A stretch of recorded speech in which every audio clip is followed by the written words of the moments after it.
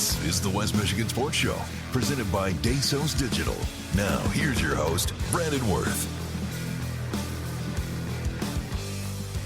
Hello, everybody, and welcome into another edition of the West Michigan Sports Show here on News Radio WBRN. Brandon Wirth joining you here on this Saturday. Glad you guys have tuned in here live, 3:30 p.m. Eastern Standard Time. News Radio, you know exactly where to find it, 107.7, as well as 96.5 and 1460 when the time prevails and the Tigers don't kick us off on their airwaves. But it turns out that Major League Baseball trumps a little old radio show, which I understand. I'm a Tigers fan, so I want you guys to enjoy the run they're going on. I mean, how about that? We're winning some ball games here. I mean, that wild card, I remember making a bet to a buddy.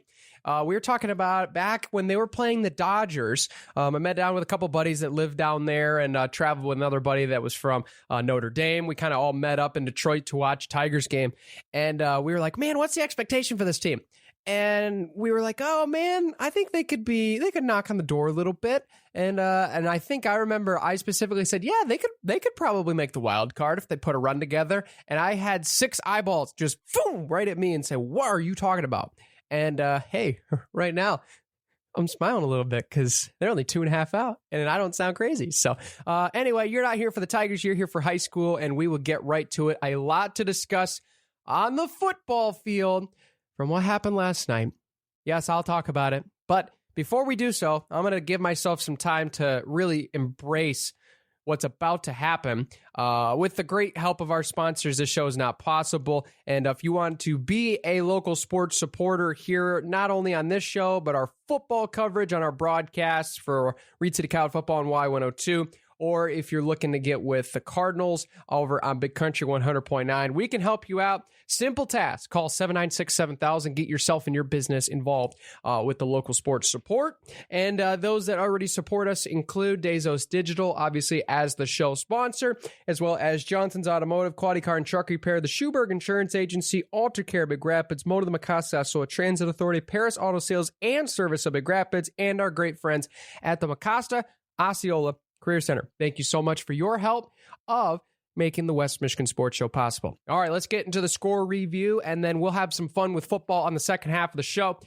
We really have a lot to get over when it comes to scores, and so we'll get right to it. We'll go back all the way until September 8th. We talked about the 7th, so we'll bypass that and we'll go back to the 8th. But of course, those would know that's a Sunday. So we're looking at September 9th as the last time we had some action, and we had some soccer action on the boys' side. Big Rapids gets a 5-1 win over the Tigers of Grant. They're at Grant, so a road win for the Cardinals, and they're on a roll right now. You get to score and find out what I'm talking about here in just a minute. Tri-County falls to Kent City at the home of the Eagles, 2-0. They're from Kent City.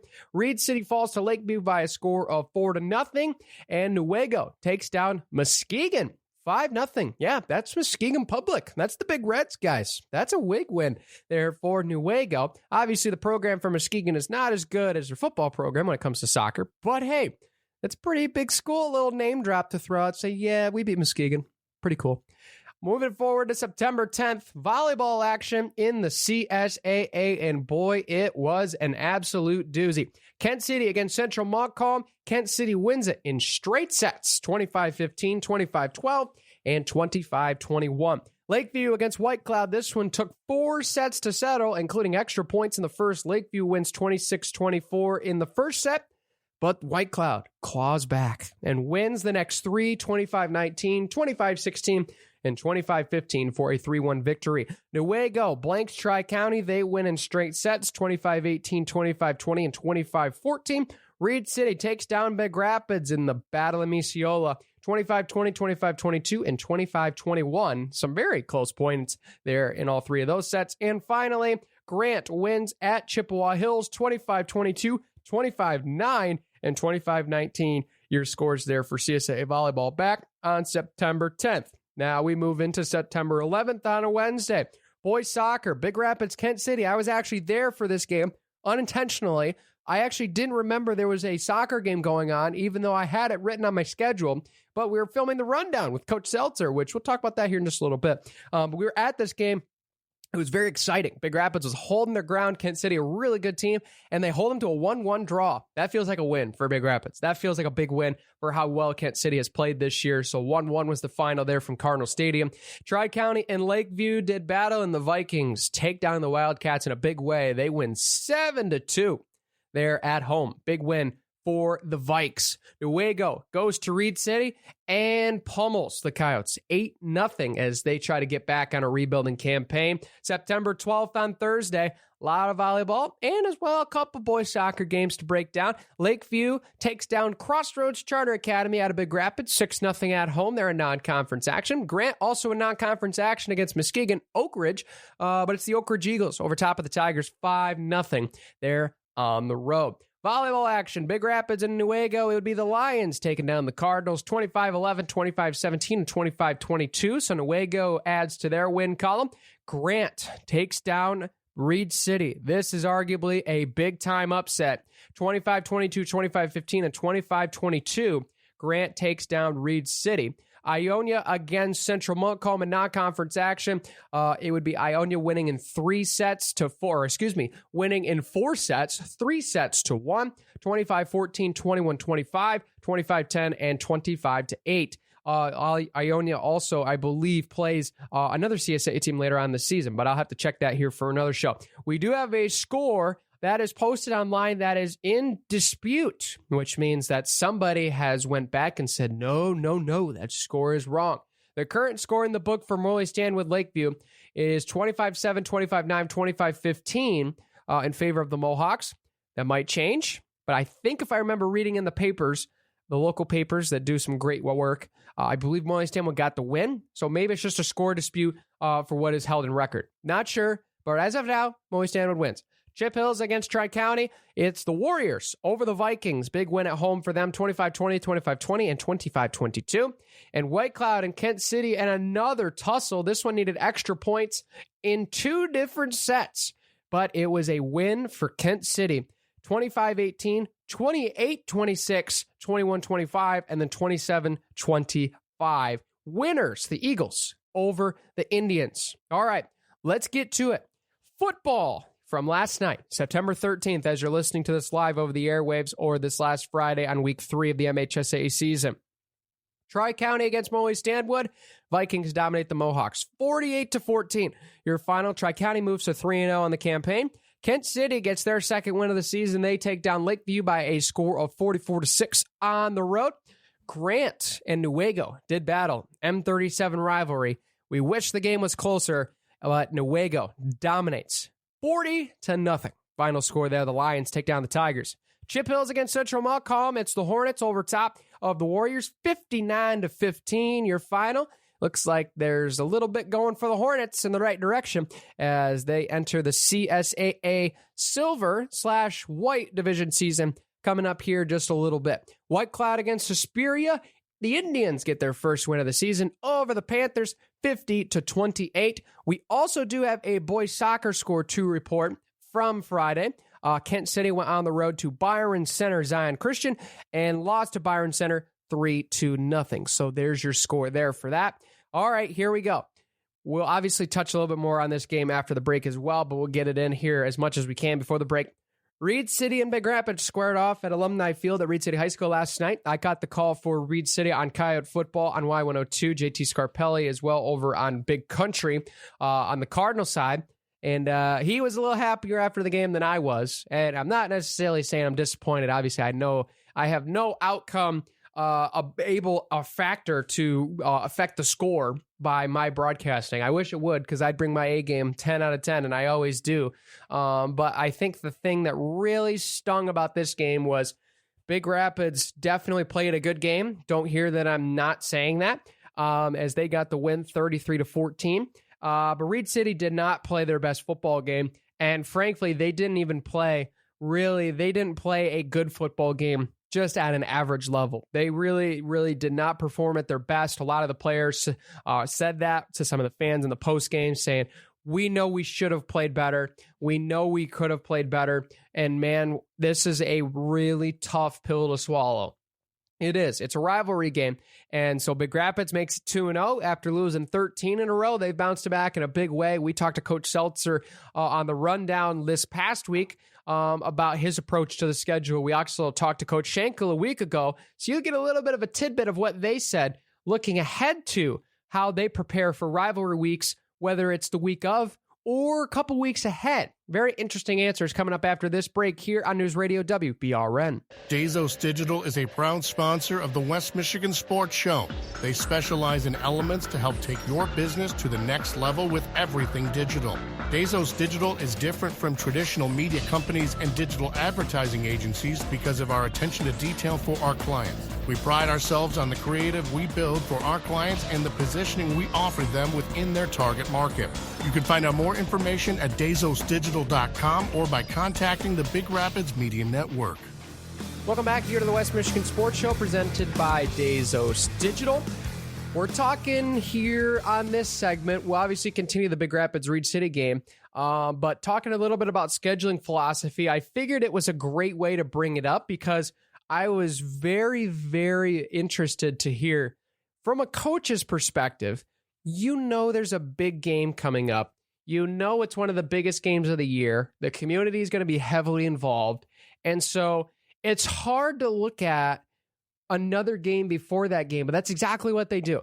They go week to week when you talk to these two coaches. And obviously with this football game, you'll get to hear from both coaches in their segments on the rundown here, which is very, very interesting to hear their perspectives. But I think the biggest thing that I took away from this game is Big Rapids played a great game. They controlled the line of scrimmage in the trenches, which is how they won last year. And so that was a recipe for success last year. And they really ran it back this year.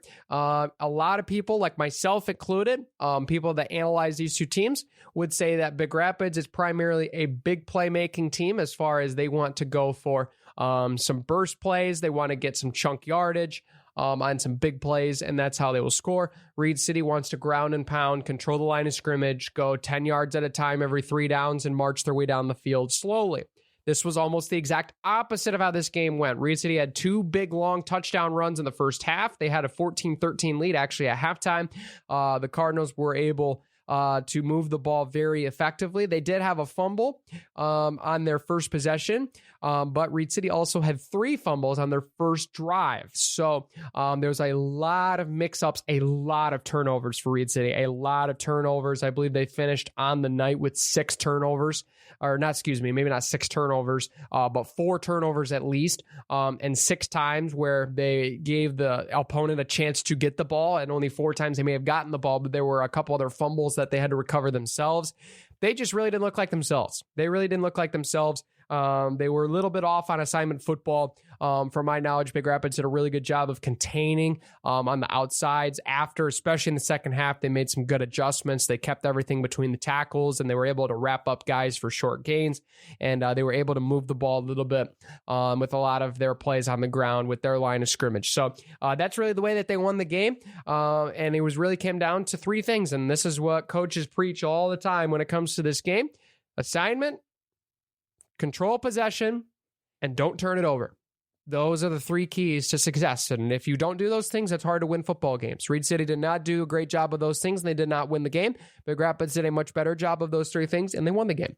And so that's the bottom line. So congrats to Big Rapids. Reed City will look to bounce back. Big Rapids will look to carry on next week for those guys in both their games. And that's the way the coaches are looking at it. And so this game had a lot of people in attendance. I mean, a lot of people. You guys really packed the place. It was an awesome atmosphere. It was incredible.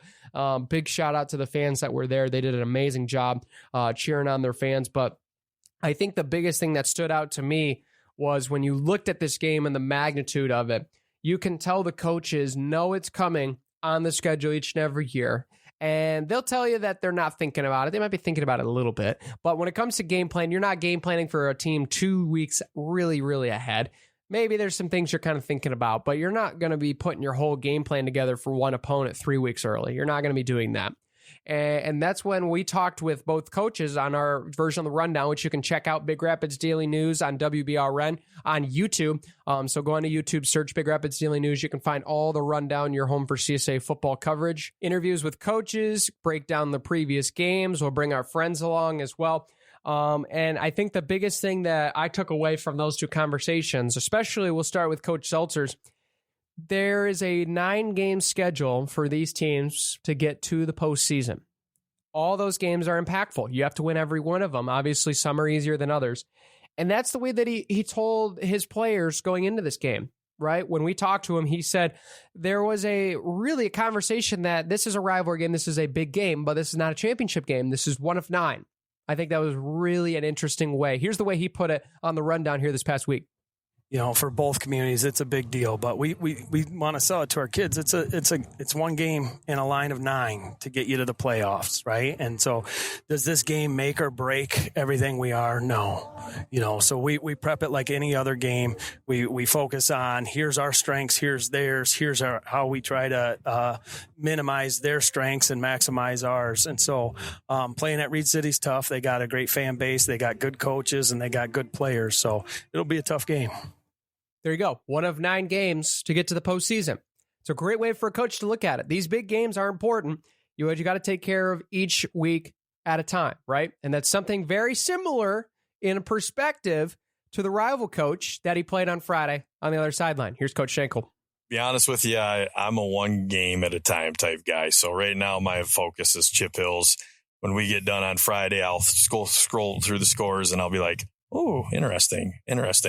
And just kind of keep tabs, but I'm week to week. So right now it's all focused on Chip, and next week will be the next week opponent, and week on. And that's how I try to present it to the kids too. So it's 1 week at a time. We can't get too far ahead of ourselves.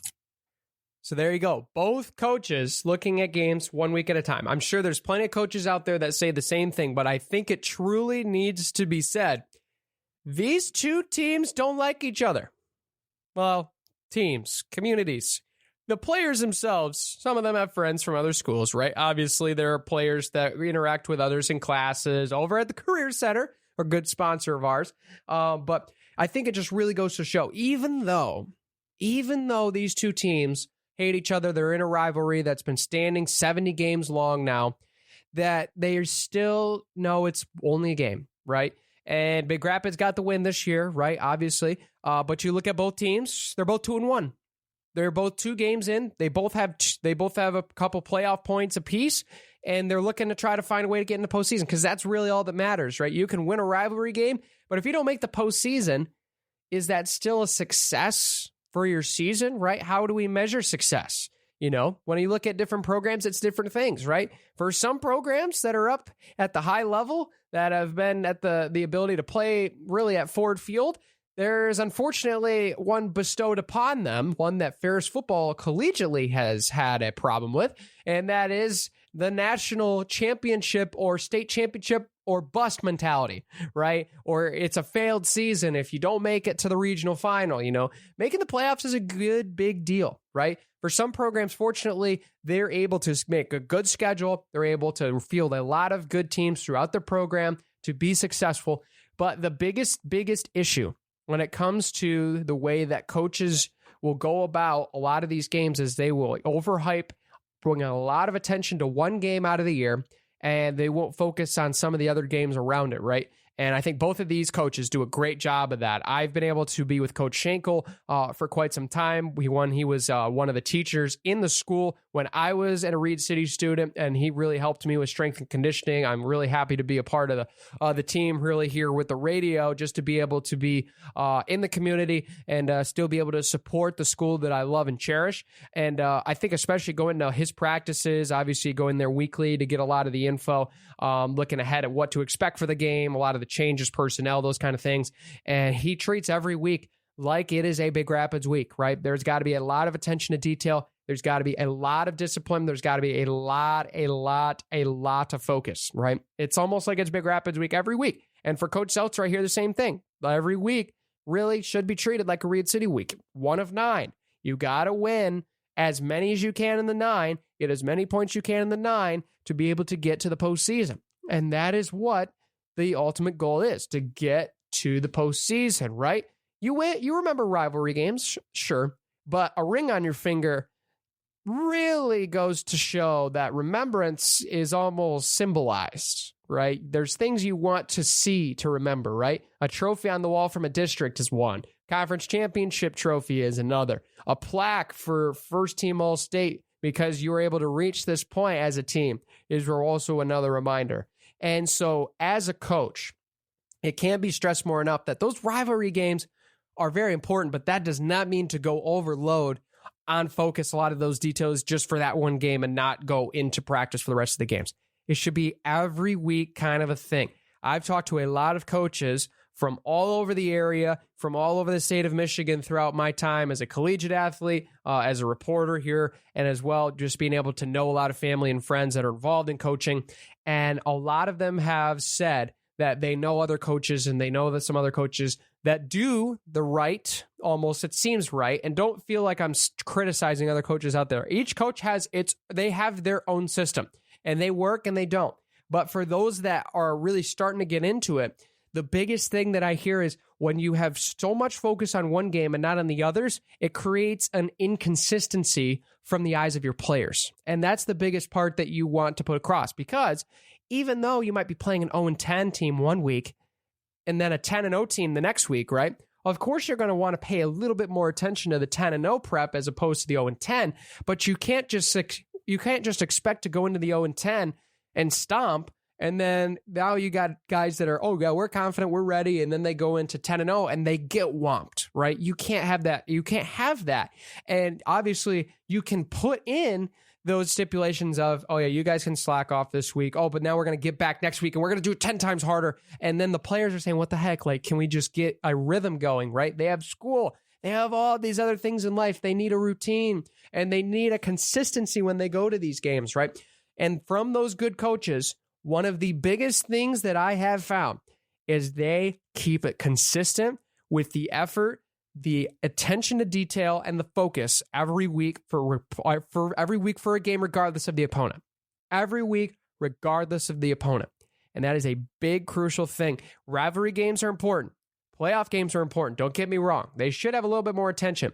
But the overload should never, never, never be there, right? And I'm not just saying this as a sore loser. I'm not saying this necessarily as a guy that's just crying because Big Rapids won the game and Reed City lost. I get it. I'm going to be a man, a respectful opponent, a respectful loser to say Big Rapids won the game. They played a great game, right? Reed City will be back. Both teams are going to be in the postseason. We can almost put it on stone, but that should not go to the heads of the other players, right?